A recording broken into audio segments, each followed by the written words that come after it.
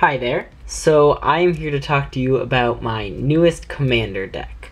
So this is a commander deck that is focused around this card. This is Shadowborn Apostle, a common from M14. It's just a little 1/1, and you can run any number of them in your deck. And if you get enough, you can sacrifice them to search for a demon card.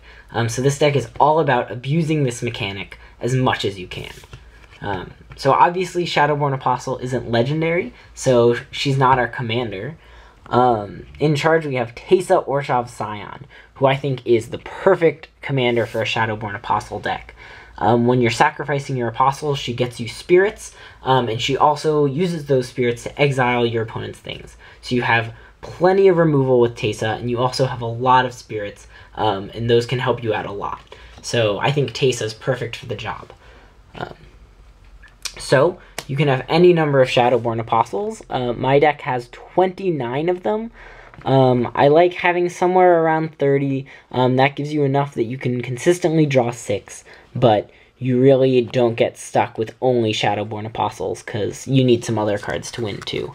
So here they are, 29 Shadowborn Apostles.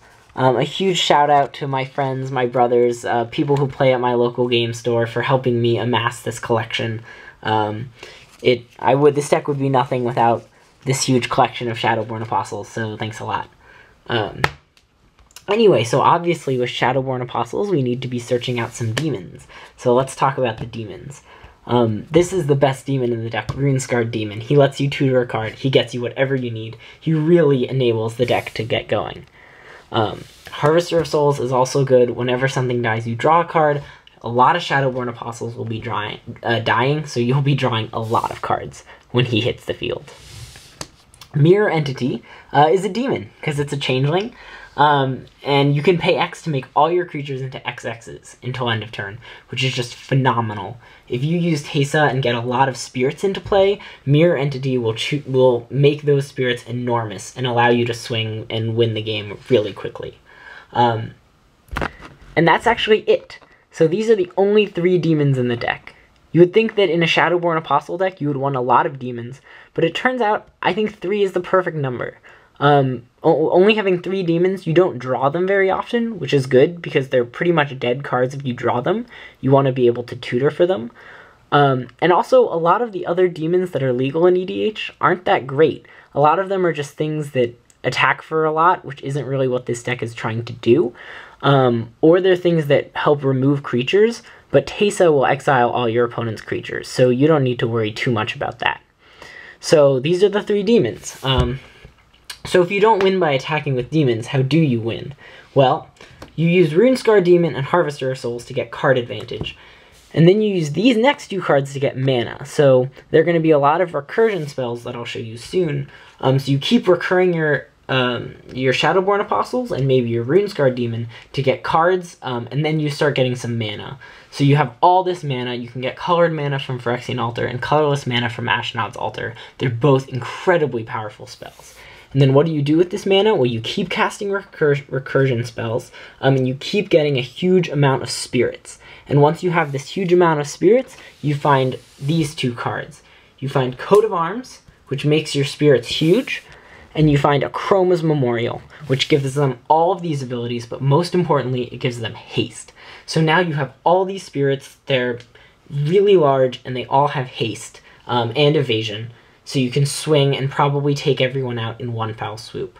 It's really easy in this deck to go from a not very impressive board presence of just a few Shadowborn Apostles, and suddenly you're sacrificing them, bringing them back, sacrificing them, getting mana, getting cards, and then you have these 2 artifacts out, and you've just won the game.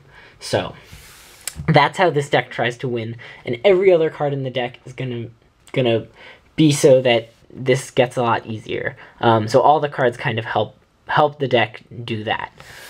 So of course we have to have a lot of recurrent spells, ways to get our Apostles back when they die. Immortal Servitude is really cheap. You pay it for 1, you get back your Apostles. Apostles are human, so Angel of Glory Rise will get them all back. Also, a lot of the utility creatures are humans, so this works great. It has some negative synergy with Mirror Entity, because that's a zombie, so just be careful. But sometimes the exiling zombies turns out to be really useful. Patriarch's Bidding will get you back. You choose a creature type. Usually you'll choose human, cleric, maybe angel if Angel of Glories rises in the graveyard. And you'll get all your apostles back, or whatever you choose. Twilight's Call will just return everything. You can play it as an instant, which makes going off in one turn really nice if you want to play it right before your turn, and then kind of go off. Second Sunrise returns everything that died that turn, so if you're trying to have one crazy turn where lots of things die, it's really nice to be able to recur everything that way. It also recurs artifacts. If someone destroys your Phyrexian Altar or your Achroma's Memorial, it's a really good way to get those back. As a note, these last three cards, they all help your opponents too, but it's interesting. So here they are, Twilight's Call, Patriarch's Bidding, and Second Sunrise. They all have the potential to help your opponent, but if you're using Teysa, it probably won't be a problem because Teysa will exile your opponent's creatures. So you're sacrificing your Shadowborn Apostles, you're getting lots of spirits, and you exile your opponent's creatures. And since they're in exile, they won't come back from these spells. So ideally, if you're using Teysa well, these things won't help your opponent very much at all, which is good. So, Faith's Reward is just another Second Sunrise. It doesn't have that problem. It also only costs 1 white, so it's pretty nice. This next card, I don't think I've ever seen in EDH before, and I don't know why, because it's amazing. It's called Lifeline. Here's how it works. Whenever a creature dies, if there's still at least one creature in play, that creature that died is just going to come right back. And it's just a phenomenal effect. You can sack your apostles and they'll come back at end of turn. You can sacrifice them on everyone's turn as you go around. Awesome if you have a Runescarred Demon with a sack outlet, because that just gets you so much tutoring. Again, your opponents benefit, but with Teysa, probably won't be that big of a deal. And this card is phenomenal. Even if they kill Lifeline in response, the creatures still come back. So, great card. No Rest for the Wicked is like Second Sunrise, but it will bring the Apostles into your hand. Not as good, but fortunately Apostles are really cheap. If you're using your Phyrexian Altar right, you'll have plenty of mana to replay them.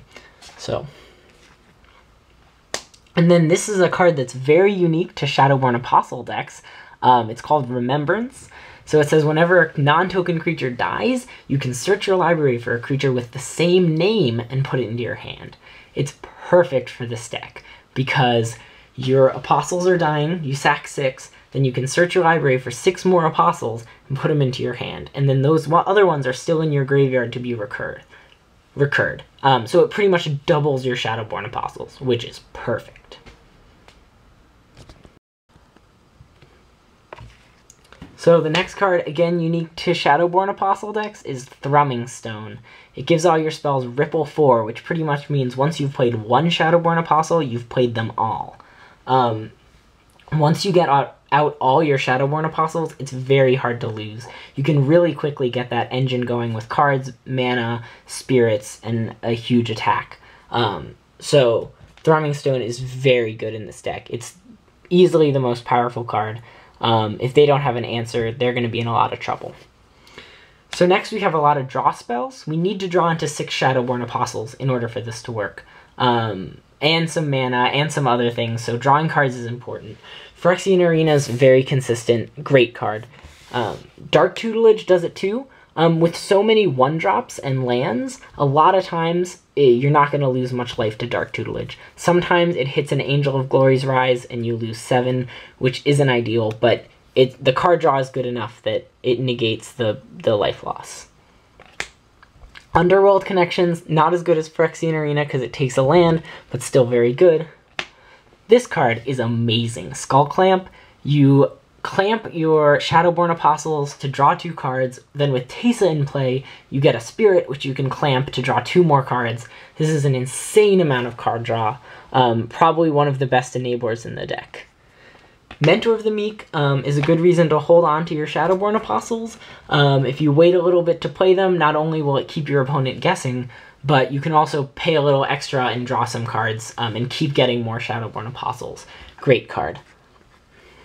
Also, it triggers on the spirits too. So, Minions Murmurs. This deck has a lot of creatures. you know, you'll play these Shadowborn Apostles early, and then Minions Murmurs will draw a card for each creature, so that allows them to replace themselves really well. Promise of Power will draw you 5 cards. Again, sometimes it's hard to get that 5th or 6th Apostle, but with Promise of Power and Minions Murmurs and some of these draw cards that draw you a lot, it really helps you get that final push. This next card, Dark Prophecy, is good but dangerous. It doesn't say non-token, so if you sack 6 Apostles, you're going to draw 6 and lose 6 life. And when you sack 3 Spirits to exile something, you're going to draw 3 and lose 3. It's amazing to draw those cards, but you need to be really careful if you play this card, because you need to either remove it or win the game before it kills you, and it will kill you, because this deck sacrifices a lot of creatures. So play this card with caution, but it can be incredibly powerful. Speaking of all this life loss, this is my 1 life gain spell. It's Ancestor's Prophet. This guy gains you so much life with all the clerics you have, because Shadowborn Apostles are clerics. So you can just tap 5, you can tap them all the time, you can keep gaining 10 life. If you're having trouble getting off, if you're off to a slow start, he will keep you alive. And through all this life loss, if Dark Prophecy's in play, Ancestor's Prophet will keep you safe. Also great synergy with Mirror Entity, because it can make all your spirits into clerics, and you can gain even more life. This is the newest card in the deck. I haven't tested it much, but in theory I like it a lot. It comes into play, it gets you 2 Shadowborn Apostles. Again, if you're struggling to get number 5 and number 6, he does the job. Also, when it comes back with things like Angel of Glory's Rise, it'll get you even more Shadowborn Apostles, which is perfect. Soul Ring, it's a staple for a reason, it's great. It doesn't help you play a lot of Shadowborn Apostles, so it's not that great in this deck, but it's still good enough to be included. Field of Souls essentially doubles Teysa. You get twice as many spirits. It really helps you get that army quicker. Amazing card. Pawn of Ulamog also gives you more creatures, this time colorless Eldrazi. More creatures are great, especially with Skull Clamp, and sometimes that mana can be really useful. So this next card is Edgewalker, and it's great. It makes your clerics cost black mana less to play. And since Shadowborn Apostles are clerics, they are free. So it's great. It's a great feeling to have 1 or 2 Shadowborn Apostles with Edgewalker on the field and just bam, drop the rest. You have 6 and then just go off and start this crazy chain. And it's just such a good card. It makes things like Remembrance and No Rest for the Wicked that put Shadowborn Apostles back into your hand. Having Edgewalker makes them so much better because then they just come back into play. This card is fantastic. Grave Pact is kind of interesting in this deck. It's sometimes really good when you have a lot of small things, especially if your opponents are running creature-based strategies that you can disrupt. Grave Pact can get you out of some really tricky situations, but it has a downside too, because Teysa is great because she exiles things. She sacrifices spirits to exile things. But if Grave Pact is in play, those things will go to the graveyard instead of being exiled, because they'll just sacrifice them.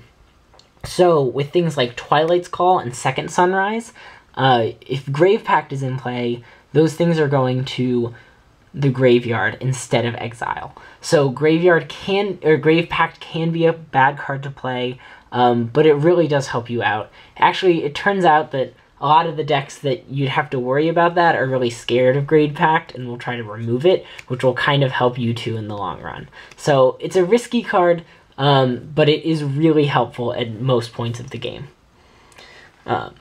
Then we have some other removal spells. These are really the only spells that don't kind of revolve around Shadowborn Apostle, but sometimes you just need to deal with things. It's a fine thing to use Runescar Demon to get Vindicate or Oblation. They're really good, really versatile removal spells. Plus Oblation tucks commanders, so these will take care of anything. And that's it. I also have some land, of course. So I have 15 swamps in here. Let's see. Here we go. I have 5 plains. You need a lot more swamps because you want to play those apostles out.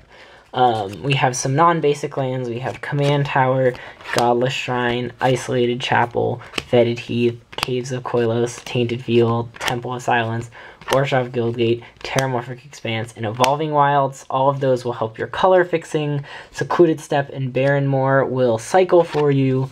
Cabal Coffers with all those swamps, it'll help you ramp. Bojuka Bog, if your opponent's graveyard is scaring you, it's a great way to get rid of it. Mistveil Plains can help a lot. If they have somehow stuck Runescar Demon in your graveyard and you need to get that engine started again, you can shuffle it back in your deck and find it again. And then Reliquary Tower ensures that you have no maximum hand size. Really good with Skull Clamp. So that is my Shadowborn Apostle EDH deck. It's incredibly fun to play with. It's a very unique strategy. No one ever sees it coming. But they're always surprised when it works. So it's a fun deck. I wish you the best of luck if you decide to build a Shadowborn Apostle deck. And thanks for watching. Thanks for getting your ideas from here.